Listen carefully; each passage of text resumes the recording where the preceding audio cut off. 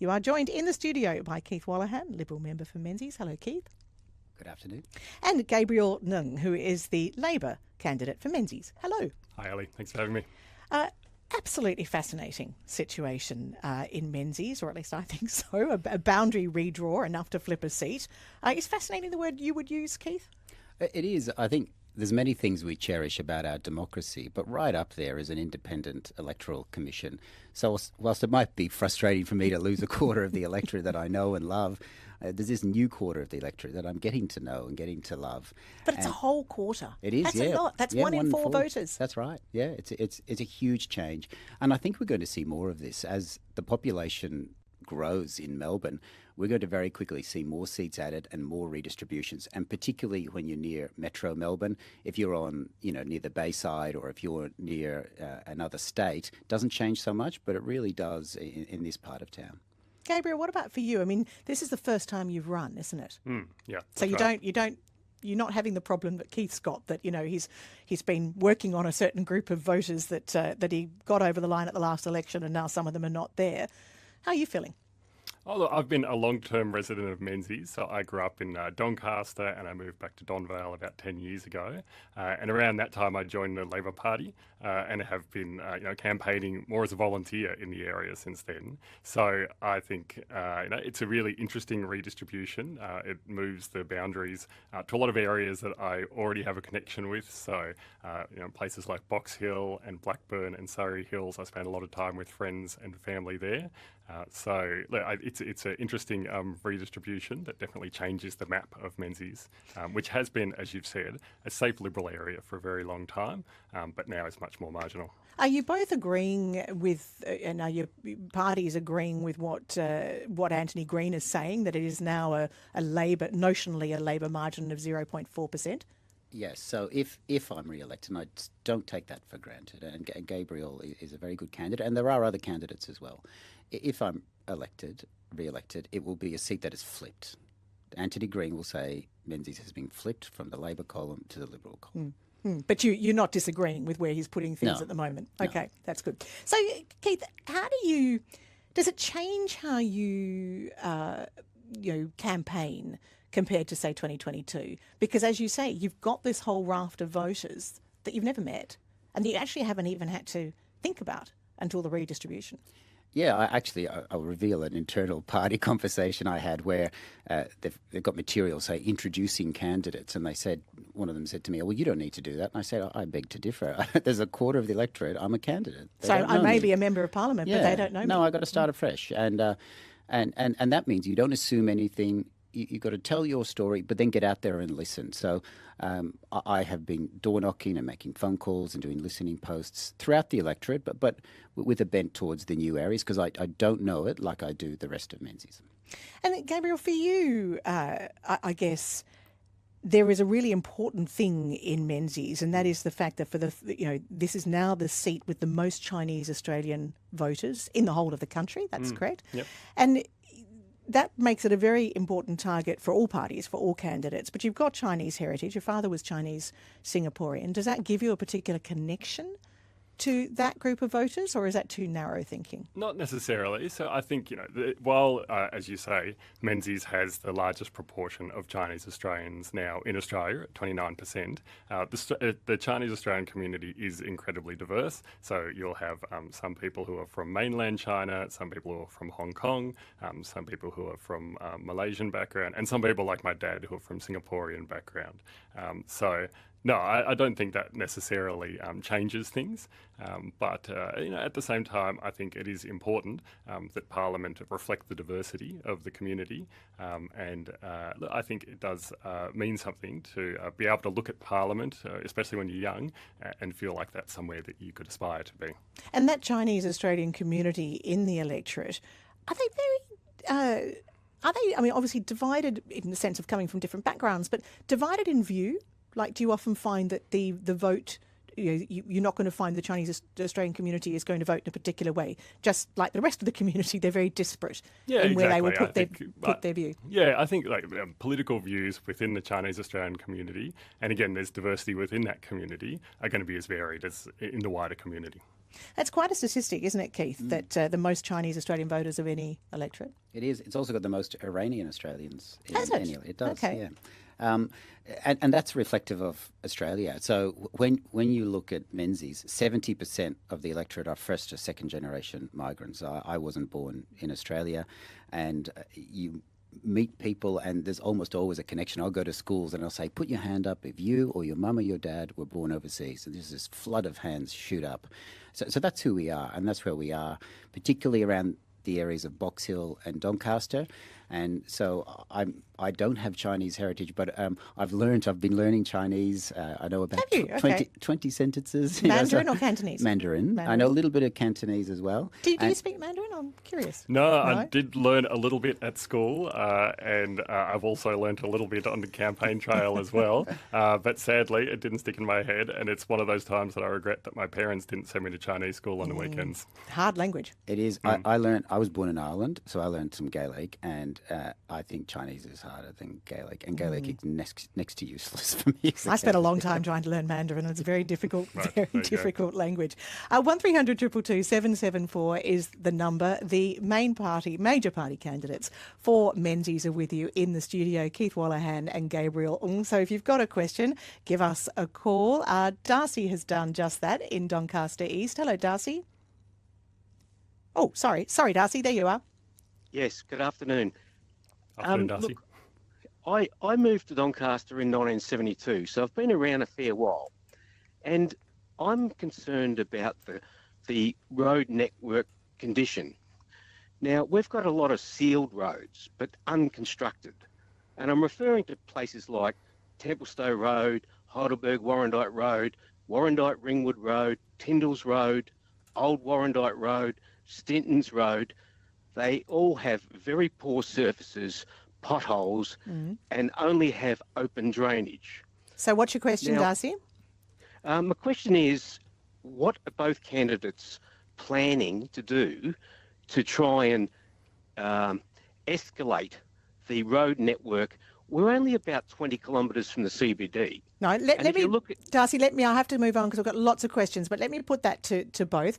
Keith, as a sitting member, I'll give that to you first. Can you Sure. get some money out of your colleagues? Well, I think we need to do better planning of transport in Melbourne. And I know we may have questions about the suburban rail loop, but one of the problems with the suburban rail loop, it wasn't planned properly. So a commitment that the Coalition has put forward in Menzies is a $25 million all options transport study for Melbourne East.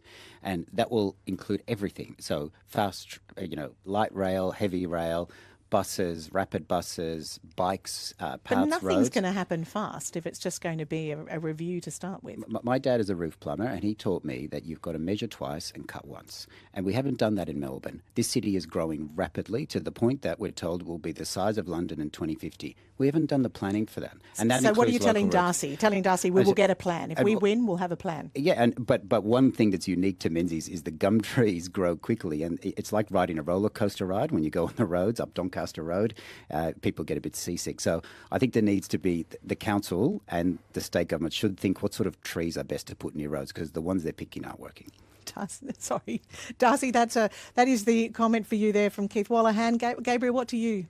Hi, Darcy. Thanks very much for your question. So you'd probably be happy to hear that we are doing a road blitz across Victoria, and that includes in investing in some of the roads that you've referred to. You mentioned Ringwood Warrandyte Road. So we're going to invest $25 million into 5 ways. Now, that's no longer in Menzies. That's been edged into Deakin with the redistribution, but I know many people in Menzies use that. And so that's $25 million for planning and early works there. To improve that intersection because we know it's one of the worst intersections. Been in government for now 3 in years. I Deakin. mean, you haven't, but your party has. Yeah, and so we are investing in roads, as I said, doing a major road blitz, and I'm happy to continue working with Manningham Council, local councils, as I have, and talking to my state colleagues to make sure that our roads are getting the funding that they deserve.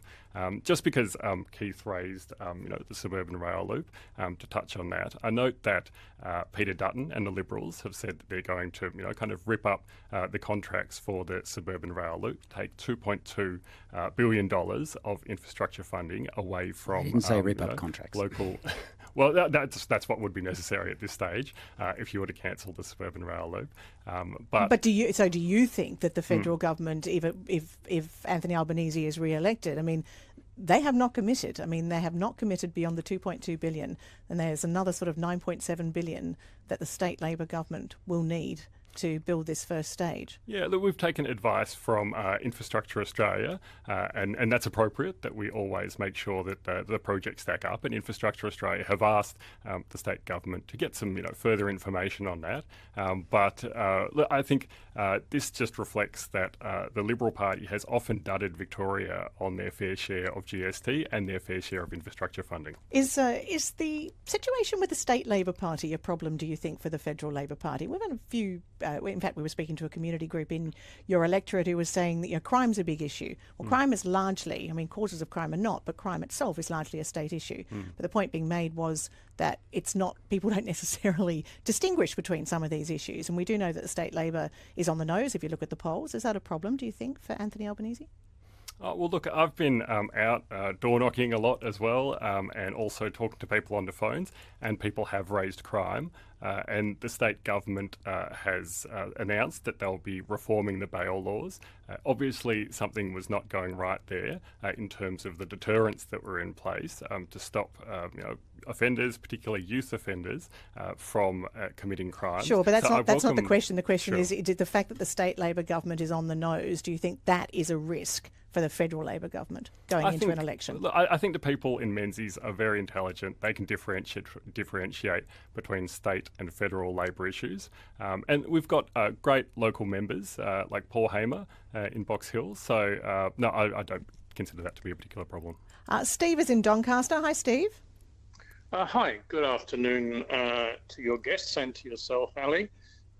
Ni hao to the Mandarin speakers. My name is not Chinese. I'm classic white Australian, immigrated 1987, lived in this area since 2000 off the top of my head. Yep. And what's your question, Steve? I have one quick thing to say and one quick question. We're not doing comments. I really just want your question. I've got a full board of calls, so just give us your question. Okay, well, my question is, Keith Wallahan has actually been in touch with me more than any other member since 2000. Do either of them really think they could lose? Because the thought of a marginal, this being marginal seat, is shocking to those of us that live here. Keith? The numbers are the numbers. So if everyone votes like they did in May 2022, it is a Labor seat. But people start afresh. So, Gabriel's, he doesn't take it for granted. I don't take it for granted. And again, there's other candidates, they don't take it for granted. And every time people start afresh. So there's no safe seats left in Australia, anywhere. And I think that's a good thing. It means none of us should ever take our electorates for granted. And I go to sleep every night and reflect at the end of every week, have I given my best for this community? And if I haven't at the end of the day, well, then that's people's decision. They always get it right. That's what democracies are. Gabriel? Look, I definitely don't take anything for granted. I'm focused on running the best campaign that I can, on getting out there and meeting as many people around Menzies and hearing about what's important to them. And we'll see what the people of Menzies decide at the end of it. 1300 222 774. Keep your calls coming. We'll just pause and check the traffic with Dan Velling. ABC Radio Melbourne. Traffic. Ali and Faulkner, multi-car collision on the Sydney Road, Altona-bound entry onto the M80 Ring Road. 2 lanes are now able to get past. In Maribyrnong, collision on Raleigh Road, outbound at Van Ness Avenue. Queue of traffic back to well before Epsom Road. Consider Buckley Street. There's no Route 57 and 82 trams running through the area. And Tullamarine and oil spill on Airport Drive, outbound at Sharps Road. Just 1 lane getting through. Delays it back onto the Tullamarine Freeway. That's the latest traffic and transport. It's 22 minutes past 5. This is ABC Radio Melbourne with Ali Moore. And we're having a very close look at Menzies this afternoon. And the two major party candidates are with you in the studio. Keith Wallahan, Liberal member for Menzies, and Gabriel Ng, who is the Labor candidate for Menzies. If you've got a question, 1300 222 774. Just before I go back to our calls, though, Keith, we did have a caller earlier, Helen, who lives in your electorate.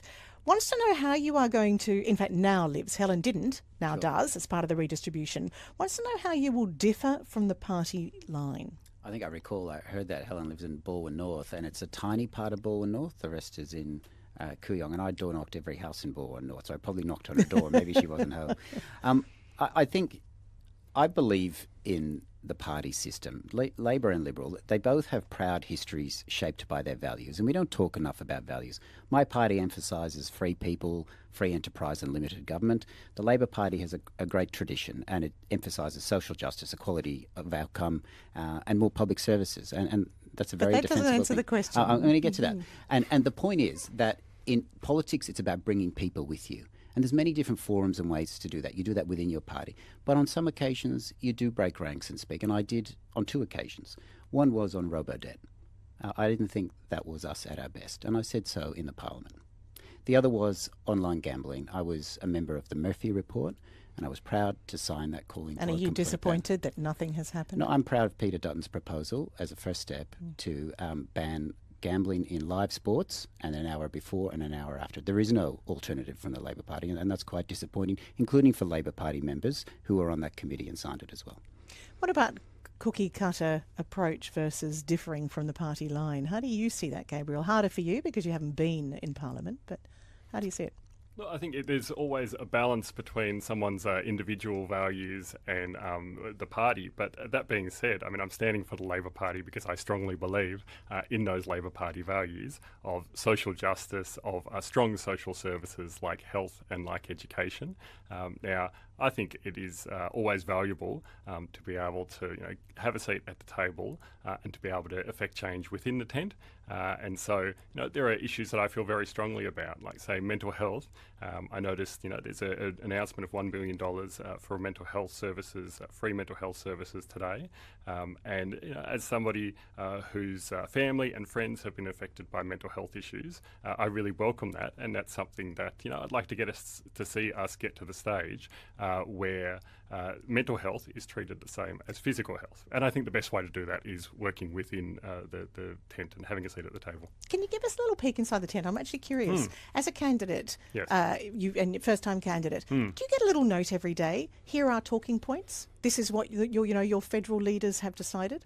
No? Don't get a talking points every day. So you have to find out things like today's announcement around mental health. You just had to work that out for yourself. No. Of course, we get well supported. We get provided with some information. Right. Okay. But it's just not talking points. Yep, no, it's sure. a bit more substantial with that. But while we're out there busy campaigning, while we're door knocking or meeting people on the street, we don't always have time to flick through all the news. No, I understand. I'm pleased to hear. Ewan's in Blackburn South. Hi, Ewan. G'day, Ali. G'day.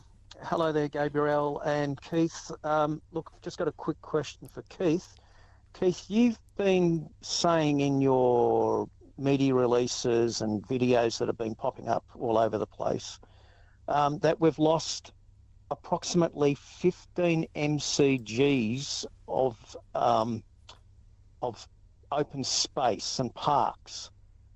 Where have we lost those? Where have we lost that space? And how do we get that space back? And if you get in, what will you do to get this space back? Oh, thank you, Ewan. To be precise, that is from Whitehorse Council, and it's a projection that if the suburban rail loop plan is to continue forward, Whitehorse will lose in the future 15 MCGs of open space. Now, Menzies takes in the local government area of Manningham and Whitehorse. Suburban rail loop stops in Whitehorse for now. I think that's a real issue. And again, when we're told that Melbourne will have a population the size of London in 2050, we're not having a conversation about what that looks like. Will the tree canopy of Melbourne be preserved? Will the open space and parks be preserved? How do we live with 9 million people in a way that keeps Melbourne Melbourne? And if we're going to lose 15 MCGs of open space, well, you can guarantee we won't be in the top 10 of the livability index. Is open space an issue for you? Oh, look, we have some beautiful, green spaces in Menzies, and we're really lucky to have the parks that we do. I'd make the point on, the figure of 15, MCGs of open space that, which is a council figure, as Keith just pointed That's right. out. The state government has said that they will replace any open space lost as a result of the suburban rail loop. Now, I think it's really important that we invest in infrastructure for Menzies. So as Keith has said, the population is slated to grow, and so we need to have the infrastructure in place to be able to meet that demand. And the fact that we have, Keith's solution is to have $25 million to go into a plan to try to figure out what people need. We already have a plan. It's to provide a world-class public transport system for people. So we'd just like to get on with it now that the shovels are already in the ground. Really can't get away from the SRL. It doesn't matter who we're talking to. One of the biggest projects in the country, and it was done on the back of a napkin. That's the problem here. Thank you both for coming in. Lovely to meet you both. Lovely to talk to you both. And we, of course, will no doubt talk to you again between now and May 3. Thank you, Gabriel. Thanks. Thanks. Authorised by Keith Wellham, Liberal Party, Doncaster.